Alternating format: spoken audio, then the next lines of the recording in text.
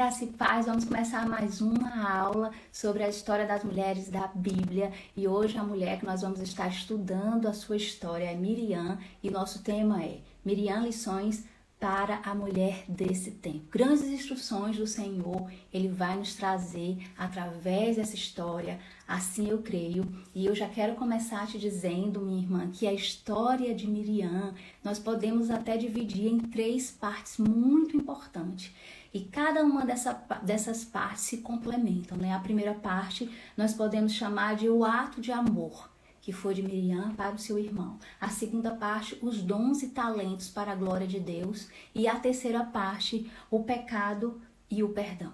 Então, eu quero dividir aqui com vocês logo uma tela, aqui um slide, para que a gente possa entender aqui. Sei que a maioria já conhece aqui a história de Miriam, mas vamos começar aqui, né, relembrando toda a história de Miriam. Em Êxodo 1:22, o decreto fala sobre o decreto do faraó do Egito, né? Que ele pede, ele manda fazer esse decreto para que todas as crianças sejam mortas. Então, assim, todas as meninas iriam sobreviver, mas todos os meninos iriam ser mortos, né? Então, assim, o que é que acontece? Ele iria colocar, era para colocar todas as crianças, todos os meninos que nascessem no Rio Nilo. E assim matar todos os meninos.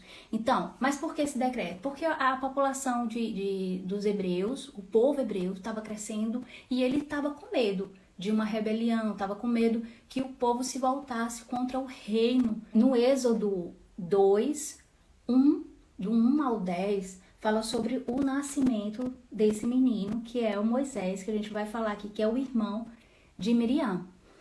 Nessa época, Joquebede, que era sua mãe, né, teve Moisés, e aí ela conseguiu esconder Moisés por 3 meses. Mas aí depois ela decidiu fazer um cesto, não é? Um cesto impermeável e colocar Moisés dentro e colocar Moisés no rio Nilo. E aí ela fez isso. Só que Miriam, ainda jovem, ainda criança, né, olhando toda aquela situação da mãe, resolveu seguir para saber até onde o cesto, né, seguir o cesto. O cesto ia, só que o cesto ele parou, né, numas plantas, nos arbustos, ele parou ali. E naquele momento, foi o momento que a princesa, a filha do faraó, foi se banhar no rio Nilo. E quando a princesa chega no rio Nilo, não é, ela vê um cesto a uma certa distância e pede para as servas ir lá buscar o cesto. Quando a serva traz esse cesto para a princesa abre o cesto e aí tem um bebê. Só que o bebê tá chorando muito, muito, muito, né? E ela já sabe que era um bebê hebreu, né? Na Bíblia fala, né, que ela já sabe, como eu falei aqui para vocês. Essa parte que a gente está falando é de Êxodo 2, capítulo 2, de 1 ao 10, que é o nascimento de Moisés. Miriam, nessa primeira parte, que é o ato de amor, né? Pela família, pelo seu irmão. E ela foi, e ela viu, ela estava acompanhando o bebê no rio, né? E ela viu a princesa ali. Agora, assim, uma menina tão jovem, né? Foi muito corajosa, né? E ali ela já demonstrava o espírito de liderança, de tomar frente, de ir lá e fazer o que era preciso fazer. Então, Miriam foi até a princesa e disse assim, o bebê chorando muito, imagina, o bebê chorando muito, a princesa que nunca tinha tido um filho, e com aquela criança ali tão bonita, ela, na Bíblia fala que a criança era bonita, né? E aí ela diz assim, a senhora quer que eu vá pegar uma mulher hebreia para poder cuidar, amamentar essa criança? E a princesa disse, vá, minha filha. E ela foi buscar a mãe dela. A mãe de Moisés, a mãe do bebê. Olha como que ela era uma criança já, de início, já uma criança sábia, né? Uma criança que já pensou de forma rápida. Eu vou buscar a minha mãe, eu vou oferecer a ela a minha mãe. Para vir aqui, para acalentar a criança, para dar de mamar a criança. E ela foi lá, pegou a mãe dela e trouxe. Eu imagino, gente, vocês imaginam a felicidade de Joquebede quando ela chegando e contando essa história. Mãe, a princesa, isso não tá na Bíblia não, tá? Eu tô aqui, né? Essa parte não tá não. Mas assim, vamos imaginar assim, ela chegando na casa. Mãe, a princesa pegou o cestinho com que tava Moisés e... ela agora precisa de uma mãe para amamentar. E eu perguntei se eu podia vir buscar. Ela disse que sim. Mãe, vamos.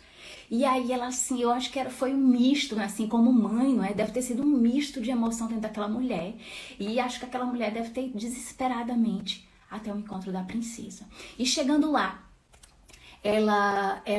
a princesa chegou para ela e disse: leve essa criança, cuide dela, amamente, eu irei lhe pagar para você cuidar dela, e quando ela for mais crescidinha, não é? Eu creio que depois que desmamou, você traz de volta para o reino. Mas é lindo de ver nessa primeira parte o cuidado de Deus com a família. Família é projeto do Senhor e Ele cuida. Ele cuida da minha família, Ele cuida da sua família. Ele nunca irá nos desamparar. Já eu compartilho outro slide. Nessa parte de Êxodo 7:14, começa a história das 10 pragas. Na última praga, que foi a morte dos primogênitos, o faraó disse: vão embora das minhas terras. E o povo hebreu foi, né? Depois de 40 anos no deserto, 40 anos na terra do Egito, sofrendo, sendo escravo, minha gente, 40 anos é muito tempo. Às vezes a gente ora ali por uma bênção e passa assim umas 2 semanas, passa uma semana para acontecer e a gente já acha que fica muito. Agora imagina 40 anos, é muito tempo, né? Então assim, foi uma grande bênção que o Senhor deu de libertação daquele povo. E aí eles foram. E o faraó se arrependeu e mandou todo o exército ir atrás deles, não para trazer de volta, mas para matar todos eles. Matar o povo hebreu. E nesse momento, em Êxodo 15, 20 e 21, diz assim: eles passaram o Mar Vermelho, conseguiram passar, o mar fechou e eles se livraram do exército do faraó, né? E aí em Êxodo 15, 20 e 21 diz assim: então Miriam, a profetisa, a irmã de Arão, tomou o tamboril na sua mão e todas as mulheres saíram atrás dela com tamboril e com dança. No 21, e Miriam lhe respondia: cantai ao Senhor, porque gloriosamente triunfou e lançou no mar o cavalo com o seu cavaleiro. E aqui chegamos na parte 2, os dons e talentos para a glória de Deus, né? Miriam, ela não nasceu sabendo tocar o tamboril, ela foi se aperfeiçoando. Ninguém nasce sabendo. Os nossos talentos, ninguém nasce sabendo, né? O Senhor coloca em nós, mas nós temos que ter a iniciativa de ir lá e fazer. Então, os nossos talentos são dados por Deus também, como os nossos dons, mas nós temos que nos aperfeiçoar. E assim Miriam fez, né? Ela uniu esse talento que ela tinha de tocar com o dom de servir. E essa união levou ela a liderar milhares de mulheres naquele momento em adoração ao Senhor. A gente precisa se perguntar como nós conseguimos unir os nossos dons e talentos para a glória de Deus. Sabe, amada? Às vezes é no seu empreendimento, onde você, como empreendedora, que é um talento que você adquiriu, que você aperfeiçoou, é um talento unido ao dom de servir ao Senhor, colocando ali um momento ali de oração para os seus funcionários. Às vezes, amada, é no seu trabalho, como funcionária ali no seu trabalho, você vê que uma amiga não está bem, é você passar uma mensagem com uma pequenazinha reflexão sobre aquela mensagem, é você ali estar levando a palavra do Senhor para outra pessoa. Às vezes, é na sua casa, você como mãe, se posicionar a sua mão quando sua filha precisar de cura, quando sua filha precisar ali de uma oração, é você ir lá com ela, ensinar, mostrar para ela, fazer uma missão. Aqui em casa a gente está com uma missão nessas férias, vou até compartilhar aqui com vocês. A nossa missão é ela estudar, né, ler 2 livros da Bíblia. Então assim, eu peguei de 2 mulheres que até já teve aula aqui de Ruth e de Esther, que são 2 livros pequenininhos para ela ler. Ela já deu o de Ruth e já fez o resumo. Agora sim, daqui na próxima semana ela vai fazer o de Esther e vai me fazer o resumo. E sabe, amada, a história de Miriam nos traz essa lição poderosa, valiosa, que é a importância de usar nossos dons e talentos para a glória de Deus, de unir os nossos talentos e os nossos dons em prol de uma comunidade, em prol de estar servindo ao Senhor. E aqui eu dei alguns exemplos que a gente pode estar trazendo também para a nossa vida. São lições, sim, para as mulheres desse tempo. Está em Êxodo 15, 21, que foi o cântico de Miriam, e foi aquela glória, né? Aquela grande vitória, aquela grande adoração ao nosso Deus. E agora eu quero te fazer uma pergunta muito, muito importante. Hoje, pelo que você é grata? Quando você deitar a sua cabeça no travesseiro hoje à noite para dormir, depois dessa aula, pelo que você vai agradecer ao Senhor hoje? A gente pede, né? A gente pede tanto. E é bom, é biblicamente necessário a gente pedir. Mas nós também temos que agradecer na mesma intensidade. Você possa levar para o seu coração essa missão dessa pergunta, de você deitar hoje a cabeça no seu travesseiro e pensar, hoje, durante o dia, desde a hora que você acordou, pelo que você é grata.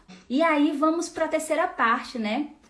Da história de Miriam. E quero dizer também para você que quem tirar um print dessa aula e colocar nos stories e marcar o @ Instituto Ressignificar, tiver lá no nosso grupo, vai estar participando de um sorteio de um brinde maravilhoso, que é uma capa brilhosa, linda para sua Bíblia.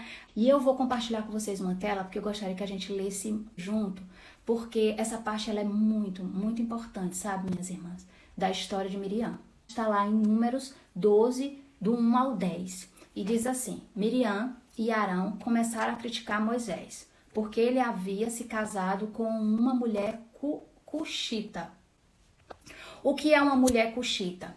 É uma mulher que vivia naquela região de Cuxi. Antigamente era ali no sul do Egito. Hoje, essa região fica parte do Sudão e parte também da Etiópia. No segundo diz assim: será que o Senhor tem falado apenas por meio do Moisés? Perguntaram. Também não tem ele falado por meio de nós? E o Senhor ouviu isso. E aí no terceiro diz: ora, Moisés era um homem muito paciente. Gente, ó, na minha Bíblia tem paciente, mas tem outras Bíblias, a minha é NVI, mas tem outras Bíblias que tem humilde. Moisés era um homem muito paciente, mais do que qualquer outro que havia na terra. Imediatamente o Senhor disse a Moisés e a Arão e a Miriam: dirijam-se à tenda do encontro, vocês 3, e os 3 para lá foram, né? E no 5 diz assim: então o Senhor desceu em uma coluna de nuvem e, pondo-se à entrada da tenda, chamou Arão e Miriam. Os 2 vieram à frente. No 6 nos diz: e ele disse: ouçam as minhas palavras. Quando entre vocês há um profeta do Senhor, a ele me revelo em visões, em sonhos, falo com ele. 7. Não é assim, pois com o meu servo Moisés, que é fiel em toda a minha casa. Com ele eu falo face a face, claramente, e não por enigma. Ele vê a forma do Senhor, e aí o Senhor faz uma pergunta: por que não temeram criticar meu servo Moisés? Nós sabemos que o nosso Senhor é amor, mas ele também é justiça, não é? 9. Então a ira do Senhor acendeu-se contra eles e eles o deixou. Quando a nuvem se afastou da tenda, Miriam estava leprosa. Sua aparência era como a da neve. Arão voltou-se para ele, viu que ela estava com lepra. A história de Miriam eu dividi aqui em 3 partes para vocês. A primeira parte, quem lembra? Primeira parte, o ato de amor. A segunda parte, os dons e talentos para a glória de Deus. E a terceira parte, o pecado e o perdão. Miriam teve lepra, uma doença de pele, não é? E aí o que acontece? Pelo ato dela falar, e falar demais. Essa terceira parte nós vamos estar entrando de forma mais profunda na nossa aula fechada, que vai acontecer dentro da nossa plataforma do Instituto Ressignificar. E essa plataforma eu vou liberar para vocês que estão lá dentro do grupo, até esse mês, no final desse mês eu libero para vocês essa plataforma para a gente estar novamente, né, revendo essa história de Miriam e se aprofundando nessa última parte, que é a parte do pecado e o perdão, que é a terceira parte da história de Miriam. Foi bênção a nossa aula de hoje. Beijo para você que conseguiu acompanhar aqui um pouquinho ao vivo. E assiste amanhã, viu? Essa aula gravada todinha. Beijo, fique na paz do Senhor. Tchau!